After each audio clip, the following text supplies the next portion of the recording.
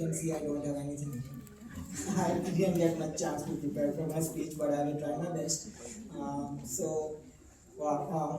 I missed our journey part of the ceremony, but I think you guys saw that Battle Creek, Michigan is a chapter of my life that I never imagined it will turn out to be like that.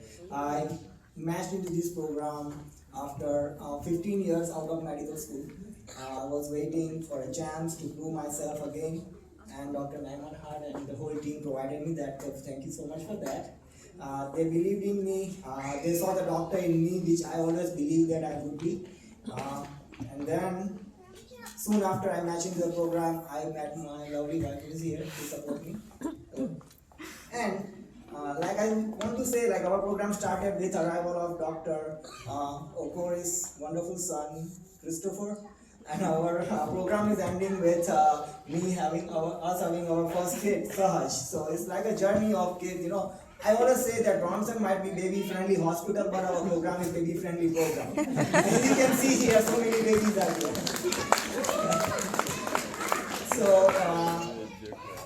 So the journey started in Battle Creek, and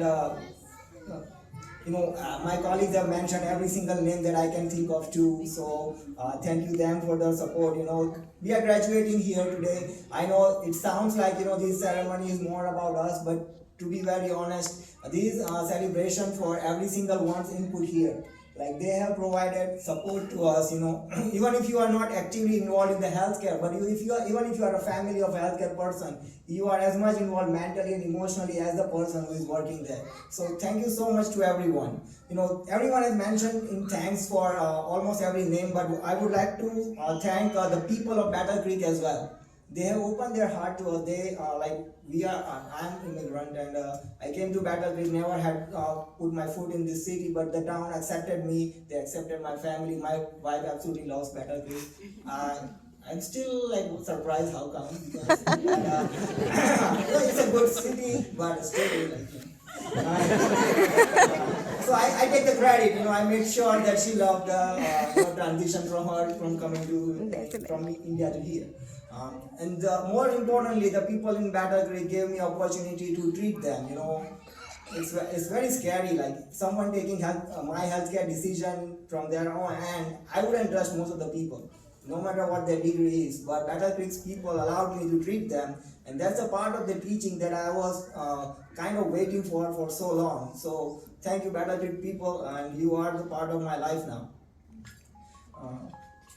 We learn a lot of things here. We study medicine from books a lot of time. We study medicine from other people practicing it.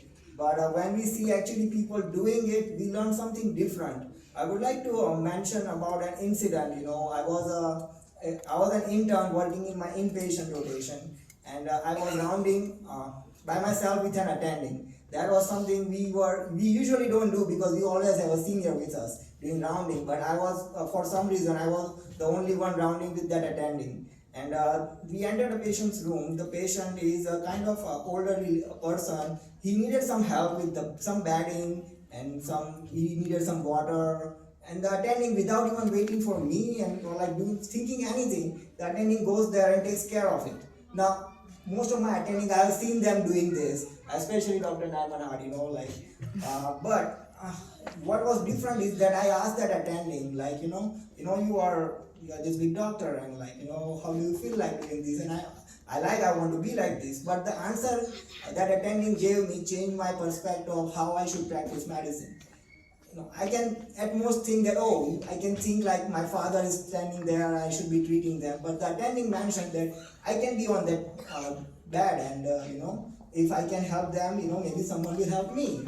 And that gave me an idea that I should make sure that whenever I'm treating a patient, I can be going through the same thing. Am I giving the same kind of treatment to that person that I would be expecting from that doctor? So that changed the way I would be practicing. And that attending was our keynote speaker, Dr. Gasham, which might be, hi Dr. Gasham, it was you. But you changed my perspective of medicine that day. Thank you very much. So you learn this little stuff from the attendings. Medicine can be taught from books or anywhere, but the art of medicine is something that you really learn during your residency here. it's like residency is like high pressure, high temperature. You are basically in an oven, like we are being cooked, so to say. We work long hours, there's a lot of pressure. I'm sure all the attendees can remember their residency days too, but that's how we become a final product that can be so wonderful to eat, or like a fully finished product.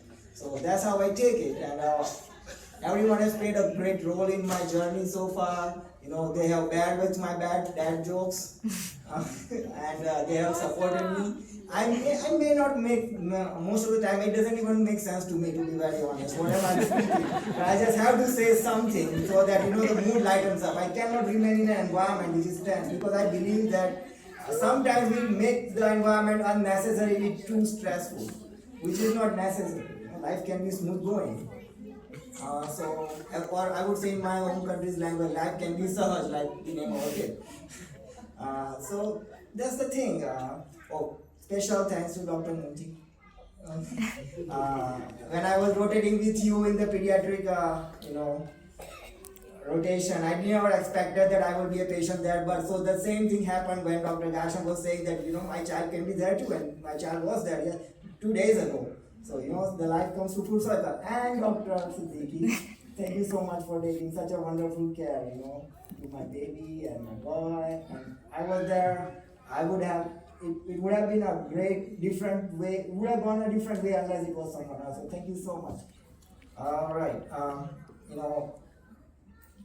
In Indian culture, in olden days, education was free. Like, you don't pay to get knowledge. That's how it was. Like, there was no education. You just gain knowledge. And so that means that you don't have to give your mentors anything back, monetarily wise. You just have to make sure that you have feel gratitude towards them. That I really have that right now. But one thing that I can remember is that I was in the school, and one of the teacher, I don't know about here, but in India, if someone feels proud, especially men, they do like this, So if let's say that my father, who is very proud of me right now, is watching on Zoom. Hi, Dad. So he would be doing like this, yeah, my son became doctor in the United States, so much honor. So unfortunately, women don't wear any kind of shirts most of the time.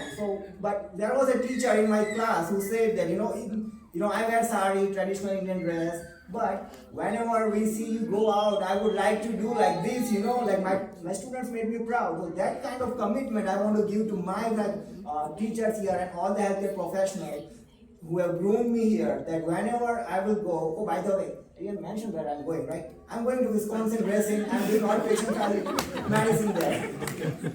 I will, wherever I go. But look, you can see family medicine is such a versatile type of a setting. Someone can be like Dr. Gasham, who is doing a lot of administration. Someone can be doing hospitalist, teaching, pretty much everything. So whatever I do in my life moving forward, I will start with this, but I will go, I don't know where else I will go. Wherever I go, I will try my best so that you guys can do like my children. I grew them doing residency.